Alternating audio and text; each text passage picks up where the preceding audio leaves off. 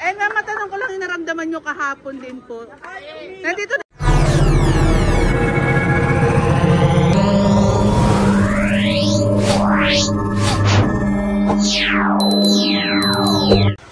Hello mga kabungis, welcome back again to another vlog. Ito po si Busilak's Diary. Hatid ang mukha ng balita. May haligi tayo mga kabungis, at ito po yung nangyari kahapon na demolition pero hindi po natuloy. At ito nga rin po, tinatanggal na nga rin po nila sir yung harang dahil meron po silang natanggap na good news mula kay Councilor Awi Sia. Sir, matanong ko lang po yung good news kanina po na nangyari. Ang balita ko po, nabigyan po kayo ng TRO po. Ano po yung sabi ni Councilor Awi? Ay, mga nag-usap. Salamat po sir, and ayan po, panatag na rin po ang ating mga Batang Maynila. Ay, tuloy ang piyesta nga rin po, kaya salamat din po na tuloy ang piyesta dito sa lugar. Kailan po piyesta nyo sir? June 1. Happy piyesta sir. At mga kabungisnis, lakarin lang natin tong kahabaan na kahapon ay nakasarado. Ayan, nabigyan na nga rin po sila ng TRO regarding po dito. At tuloy ang piyesta, ika nga nila sir. Lakad lang tayo mga kabungisnis. Grabe, ang haba pala netong ano na to. Nagbabasaan ay. Opo. Huwag niyo naman akong basahin. Opo. Ayan, update lang po natin tong ganap ng demolition. Nagsasaya lang po. Nagsasaya yung ating mga, ano pakiramdam sir? Sir, matanong ko lang yung pakiramdam po na nabigyan po kayo ng TRO po. At maraming salamat din po kay Councilor Awi Sia dahil po yung Councilor Unolim, din yung sinabi ni Councilor Awi Sia ng caucus na iaano niya yung sarili niya kapag merong demolition. Totoo ginawa ni Councilor Awi Sia.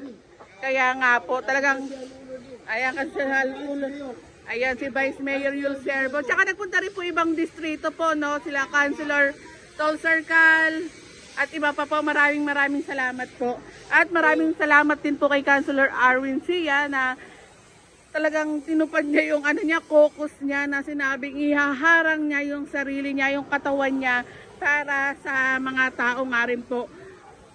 Tapos ito nga po yung ganan nangyari na de-demolish nga rin po ito ng mga kahapon. Kasi nung caucus mga kabuns ko, tulok ko lang, sabi ni Councilor, ihaharang niya ang kanyang katawan pag may nangyaring demolition. And ito nga po, ang mga taga-distrito 2 ay safe na nga rin po at maayos na nga rin po tuloy ang buhay. Lakad lang tayo mga kabungisis, nagbabasaan daw dito. Naku, may pupuntahan pa ako. Ang haba pala nito. And panoorin nyo po yung mga upload po natin, Busilak's Diary on YouTube at Facebook page.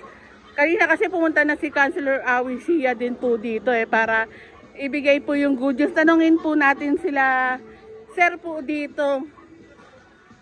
Hi sir, magandang hapon po. Sir, matanong ko lang, ano po sabi ni Councilor Awi Sia? Ano po yung sabi ni Councilor Awi Sia po sa inyo? Opo. Okay na po. Hingi ko lang yung pasasalamat nyo kay Councilor Awi Sia dahil nagbistulan siyang Superman din po sa niya. Hindi lang po si Sir Awi, marami pa. Councilor Urno. Sino pa po ba mga nagpunta? Councilor Yung Servo, saka yung asawa po ni Robbie Ong. Sir Robbie Ong na rin po. Ay, Councilor Tol Circle. Saka mga chairman po. Ayun, tuloy ang piyesta nga rin po. Ang higit sa lahat, mga gwapo po kami. Yes naman! Mga tumulong dito. Ano po ba yung gigibain sana? Ito pong kahabaan po na ito. Ang laki po rin po pala. And sa... Una-una po sa lahat, wala po kami pera. Manawagan tayo. Ayan. Sa Narcisa, Caloocan, Brigada, lahat mga tumulong. Ang dami nagmamahal po talaga sa inyo. Salamat. Batang Rivera. Batang Latore. Saka yung rider ng Metropol. Ang daming tumulong din po sa inyo para makiusap din nga rin po para hindi matuloy yung demolition. Ayan. Saka sa inyo po, madam. Napakaganda niyo po ba? Ay, salamat po. Kilala niyo ba ako, sir? Salamat po. Lahat lang po tayo. Salamat po. Ay, nagbabasaan po pala dito. At nagkakasiyahan. Sige po, hanggang dito na lang po. Para makita niyo rin dito tayo. Baka basain po ako. May lakad pa ako. At lakarin lang po natin.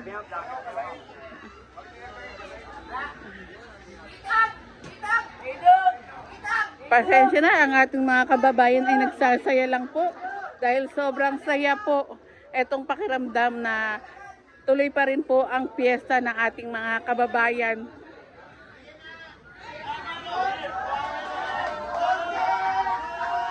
Ay, naku! Ay, naku! Wag!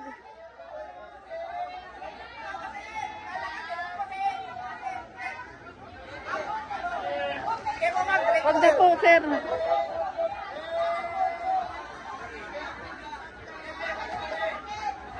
Naku, baka basahin tayo dito.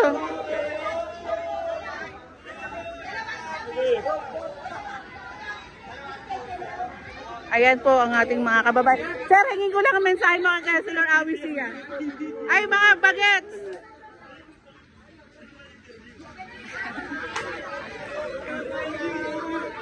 Ay, hingin ko lang yung yung mensahe niyo po kay Councilor Awi Sia po.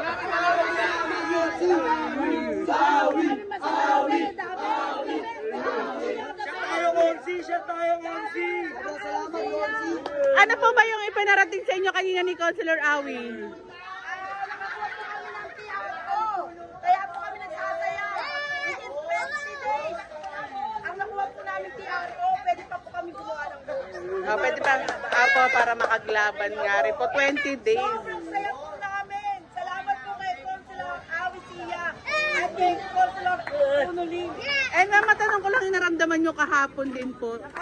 Nandito na rin po ba kayo sa looban? Nandito kami, wala pong umaalis dito sa lugar namin. Lalaban kami. Kahit mga bata nandito po, nakakita namin po. At tuloy rin po ang piyesta nyo. Happy piyesta po sa inyo po. Salamat po. Ayan mga kabungis-ngis, maraming salamat po. Lakarin lang po natin at lakad na tayo. Maraming salamat din po sa panonood din ng Busilaks Diary. Lakarin lang po natin itong lugar na to. Baka mabasa rin tayo eh. Kasi may lakad pa ako, kaya pasensya na hindi ko na madederecho.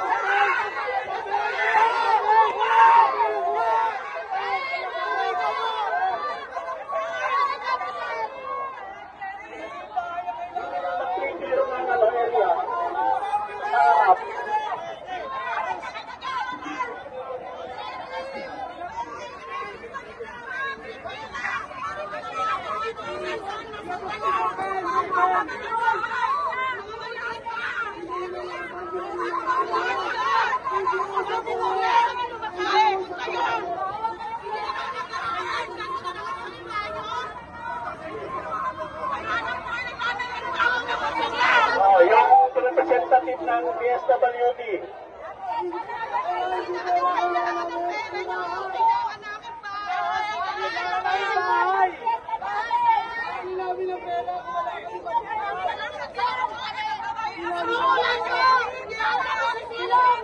Private property po yan.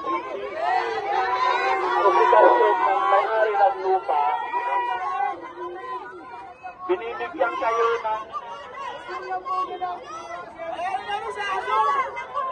notification na panglipat nyo,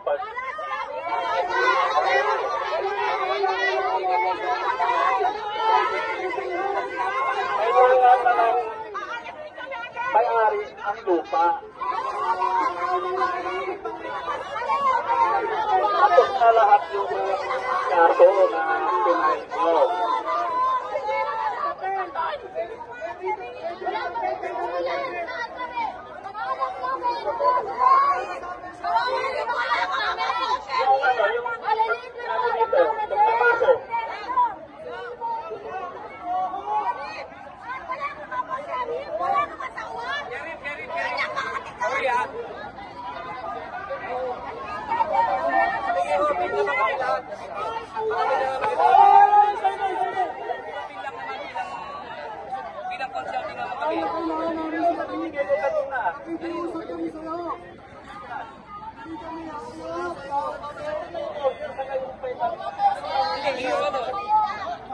Clearance natin, wala. Kung gusto niya ng mga dokumento, nandun. Hindi dapat may video, sir. Tapos nahulahot yan. Kasi dapat dala mo yung pag magkaano ka. Pag yung asosasyon, may kopya yan. Baka hindi binibigay sa inyo.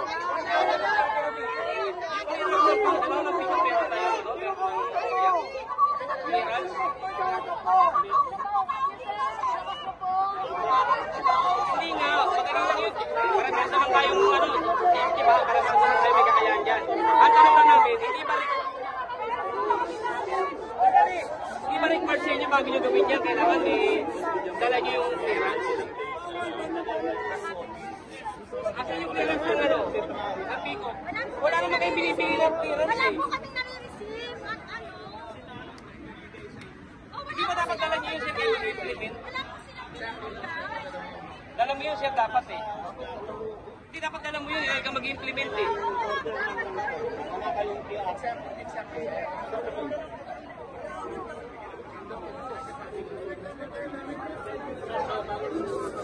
Madali lang yun, Sheriff. Kaya nga, kasi yung asa nga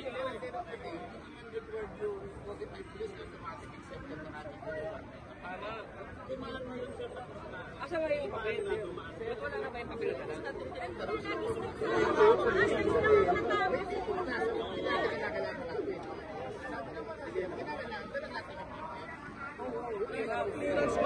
Tutulong kami sa inyo.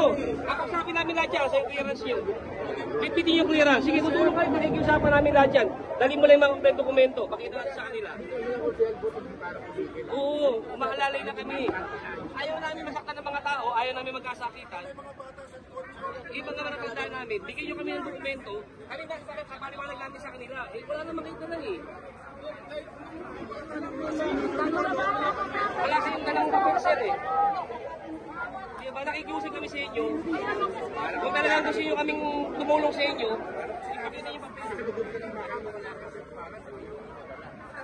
Sir, wala pa dala nyo. Meron ng court order, meron ng Sir, yung PCPU, kasama sa amin yun. Kasama po sa rules yun. bigay ng PICO. Tanong mo doon. Yung clearance. Yung clearance.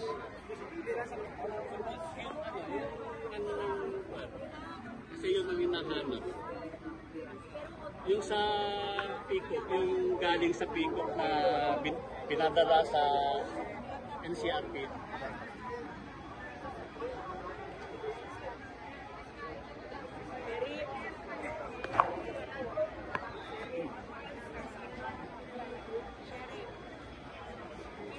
Ng aming sambayanan. Dapat kayo yung At kayo ang magiging paliwanag sa miyembro niyo. Kayo ay maisasama namin mga guro na meron talagang mga katulad ninyong mga sheriff sa kabila na nauutusan ay pwede pa rin mapakiusapan dahil na rin doon sa aming kalagayan. Sheriff, please lang po, maisasama ka sa amin sa aming kasaysayan. Bilang guro, nagsasalita po ako. Bilang kapatid mo na rin po, tayo ay parating nagkakausap. Ang aming tingin sa iyo ay napakabait. Sabi niyo, kaya mag-file kayo ng karapatan. Meron pa po tayong paraan.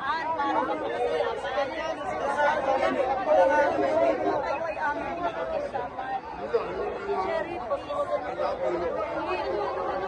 bilang guro, may sasama namin yan sa aming itinuturo. Meron dapat mga documents na dapat gawin, ipakita.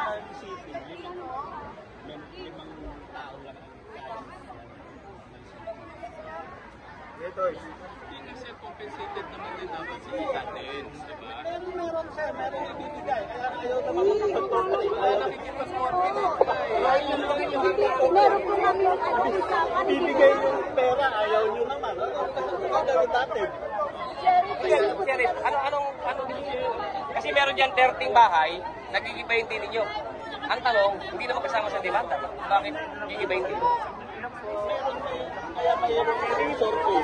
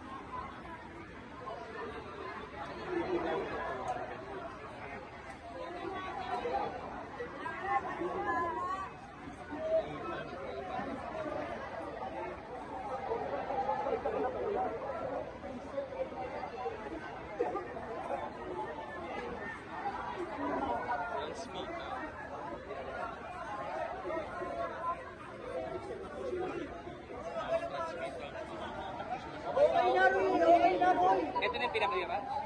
Transpira na nakalagay ha?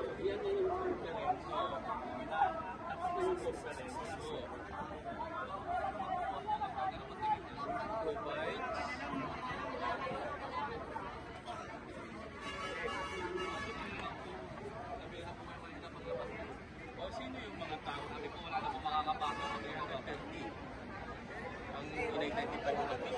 Nandun, umaten sila. Kasi dito lumalabas, nag-request lang kayo na sinasabi na nag-comply kayo sa guidelines. Pero hindi talaga siya comply. Walang clearance eh. Hindi po dapat nakasulat. Mas executed eh. Availability of financial assistance. Our humble submission that the patient substantially. Pero ito pong order na to sa regaling ko, hindi naman po galing.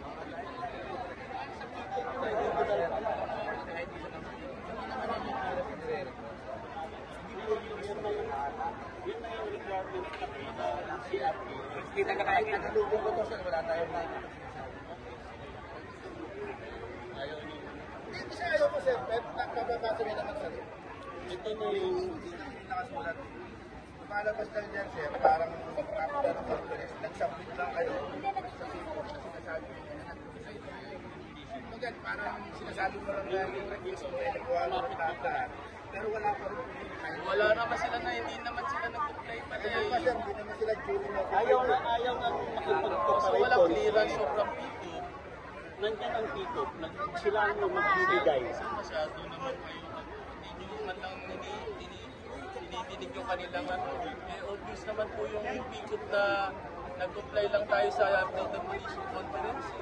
Yun po yung requirement. So, in-apply lang naman po natin pero wala naman po silang oo. Pares tayo.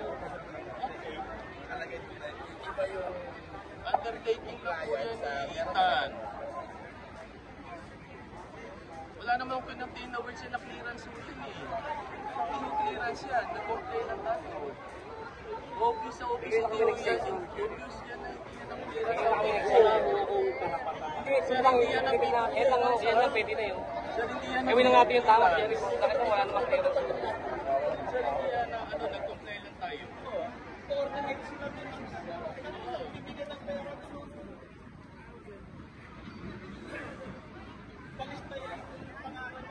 Hindi masyadong person-person naman yung David. Ang ano natin yan, so that transmittal, so meaning that transmittal is not final. Hindi yan yung final transmittal ng PTIP, sir. So, yan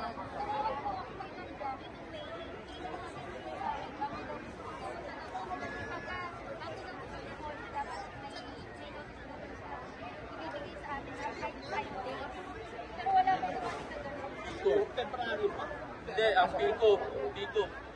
Pickup NCR. Pickup NCR po ah.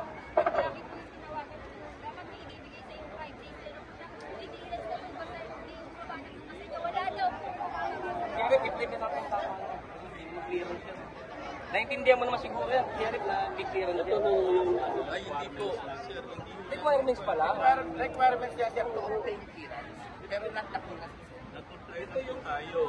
Requirements ng CRPO para magbigay sila ng provisional stock.